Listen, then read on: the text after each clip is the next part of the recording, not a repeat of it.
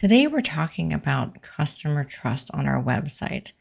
And let's be real, if you've ever gone to a website and taken a look at it and you instantly didn't feel trust, did you stay? Try to think about that. So, even if your offer is amazing, if your website doesn't immediately evoke trust in the potential customer, they're just going to leave. So, how do you make sure your site instantly says, "You can trust me" from the first click? That's exactly what we're breaking down in today's episode, so let's dive in. Welcome to the E-commerce Made Easy podcast. I'm your host, Kiri Saunders. When we started this business, all I had was a couch, a laptop, and a 9-month-old. My main goal? To help others. Now, with over 20 years in the e-commerce building industry and even more than that in web development, I have seen a lot. I love breaking down the hard tech into easily understandable bits to help others be successful in their online business. Whether you're a seasoned e-commerce veteran or just starting out, you've come to the right place. So sit back, relax, and let's dive into the world of e-commerce together. Welcome back to the show. Today, we're talking about customer trust on our website and making sure that we are creating instant customer trust. So let's first talk, why does credibility matter, especially online? Well, even in person, first impressions happen in seconds, and online it's even more important. Visitors are judging even before they read anything on your website. Just kind of like when we meet a person for the first time, it's really hard for us not to go ahead and judge them just from our first initial impression. It's just human nature. And it's something we have to work towards to make sure that we don't jump to conclusions. But with websites, they seem like inanimate objects and don't seem like a person's behind them unless the website's built in a way that exudes customer trust and exudes personality and that there's a human behind it. So a legit website actually builds trust and trust converts. That's the whole point of making our website great, is we want to make sure that it converts, right? And we need to do that via customer trust. So you could have the best offer in the world, but if your site feels off, you're going to be losing sales. So what are some of the top elements that instantly build credibility and trust with our online audience?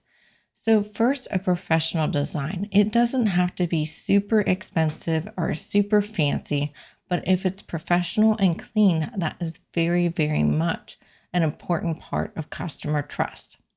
Think about a website you went to that was really disorganized and had things everywhere, or one that had way too many colors or way too many fonts. You probably got confused and a bit, weren't sure of the website because there wasn't any cohesiveness to it. Or one that didn't have any white space at all. You probably couldn't land your eyes on anything to even make a judgment. You probably just got glassy eyes and couldn't even look at the website. So we want to make sure we have a professional design. And again, like I said, it doesn't have to be super expensive. It just really needs to have a clean layout, modern fonts, and consistent brand visuals, which means we're not mix matching styles of photos. We're not mix matching odd colors, for example. And then the next thing that we can do to really build instant customer trust is clear messaging. We need to make sure we're conveying immediately what you do, who it's for, and how it helps them. We want to minimize any confusion here and really make it be clear and loud. Whenever we try to have our messaging speak to everybody, then it won't speak to anybody. I'm sure you've heard that before, and it comes true on our websites too. And so we want to make sure we are picking out that truly ideal customer, who is the really target customer we want to be working with. It doesn't matter that there are also other customers you want to be working with. When you target that one, most likely those other customers are also going to get a sense of relation to your messaging. So making sure that messaging is very clear is really helpful. And then there are trust signals we can add to our website. So you can have client logos, you could have testimonials. We talk about this a lot on the podcast. If it's appropriate, you could have some certifications. If you're a certified coach, if you're a Better Business Bureau certified, things like that, if you're e-commerce, and secure payment icons also really help. So having those easy to recognize trust signals are great. And then we want to have an About Us page. We talk about the About Us page on this podcast quite a bit. And have a face on it, have your photo on it. Even if your photo is not the prominent thing on your homepage, having a photo on your about page is great. If you're a team, if you're a large e-commerce team, have a photo of some of your team at least. Real humans helps evoke real business. So adding those photos, a personal touch, what your company stand for, can really also help, make customer trust get a bit more clear to that potential client. And then we also want to have easy navigation. A confused mind says no. We don't want to have clever headlines in our navigation, and we don't want it to be too cluttered. So if a user gets lost or overwhelmed, they're going to leave. So we want to make sure our navigation is very easy to understand and is very clear. And then I harp on this a lot on the podcast, but contact info or help options. Like I said before, if you've been a regular listener of our podcast, a couple years ago when I was building actually the website for this podcast, I wanted to use a specific template for WordPress for the show notes website. And really liked this one template, and I couldn't find any contact information for that company. And I almost didn't buy the template, but I really wanted this template. So that kind of overcame my customer trust issue, is I really wanted the thing. But then what I found is after I bought it, I actually needed some help and had some questions on it. And it was really hard to get a hold of them. And it was really frustrating for me. And we don't want our customers to either feel frustrated if they do need to get a hold of you, or don't have that confidence that they can get a hold of you if they're having issues with the product they bought, the services they bought, the course they bought. So making sure your contact info is very clear, it is very easy to get a hold of you, or you have some really good help options. But again, I really recommend at least having an email form and or phone number is great. And obviously an address, if you can, is really helpful. And then let's talk about what are some of those red flags that really make us feel like a website is off, because we want to make sure that we're not accidentally throwing up any of these red flags too. Even if we do the other list of items, the things that build trust well, we want to make sure we don't accidentally have these red flags in there. So we want to make sure that our logos aren't blurry. This is kind of a little bit obvious, but I want to make sure that we also, talk specifically about this, or poor quality graphics.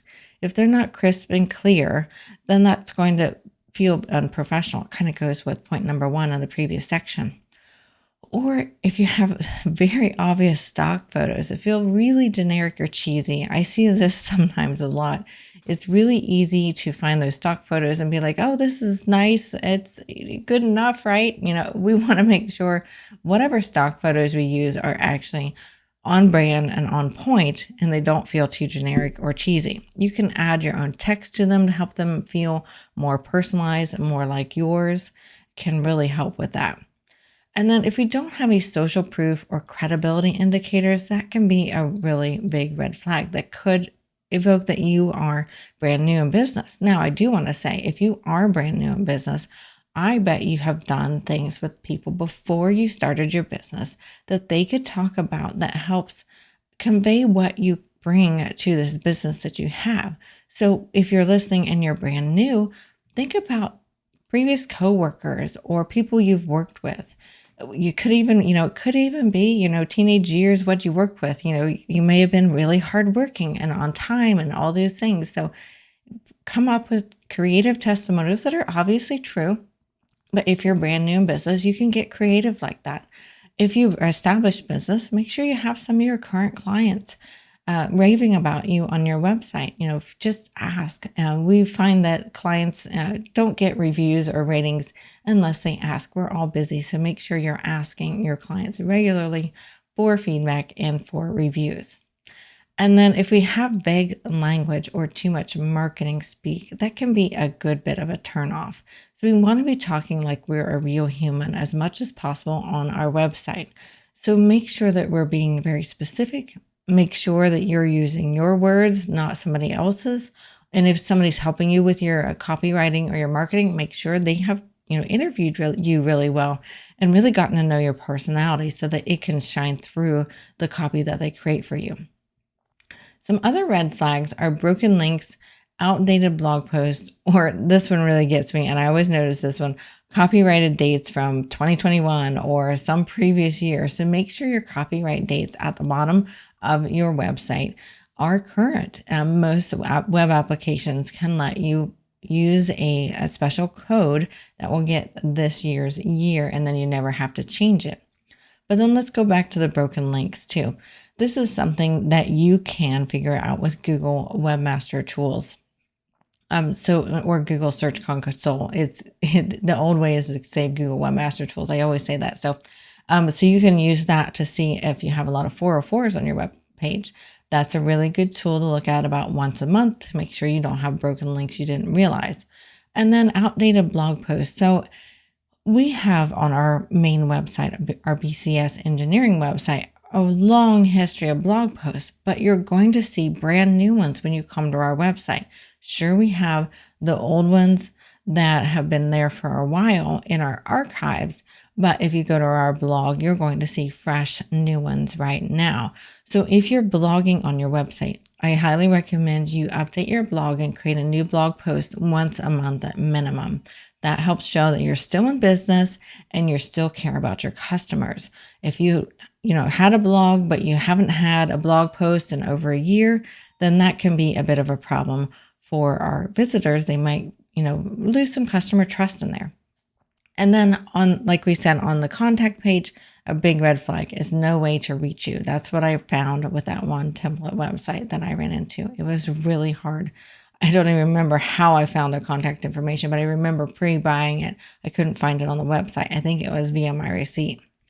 So there's some quick wins that I want you to look at implementing today.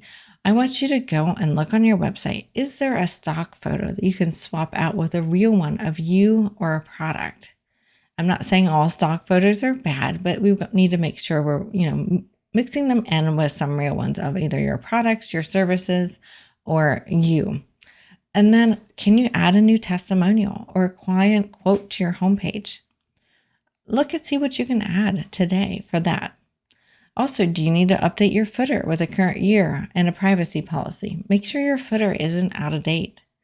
And then you can run your website through a mobile checker tool, especially since mobile is key. And you can do this actually. Almost every single browser out there that I'm aware of has a browser view mode. And then you can also just Google mobile checker tools too to get you some easy mobile checker tools. So we talked a lot about customer trust here. But why is it so important? It is step one in the conversion. It is step one in the sale. You can't convert on your website if people don't trust you. And credibility is what keeps someone on your page long enough to consider your offer. So it's super important. This is like number one in reviewing your website. It's one of the first things we work on inside our course that we have and also with our clients. I want to make sure that customer trust is loud and clear on their website, because when you fix that trust factor, conversions will follow. So I challenge you as an extra bonus, take 10 minutes today to visit your homepage with fresh eyes. Would you trust your site if you'd never heard of you before? If not, start small. Start with some of these tips, because small credibility tweaks can really make big conversion wins. Even the tiniest tweak can really, really help. So I challenge you to do that today after this podcast episode. Thanks so much for listening to the E-commerce Made Easy podcast. If you love this episode, please be sure to share it with a business friend and rate us on your favorite podcast player. That helps us reach other people just like you to help them with their website. And if you'd love to find a great community on Facebook where we love helping each other and lifting each other up with website technology and conversions, be sure to click on the link in the show notes to join our free Facebook group, and we will see you there.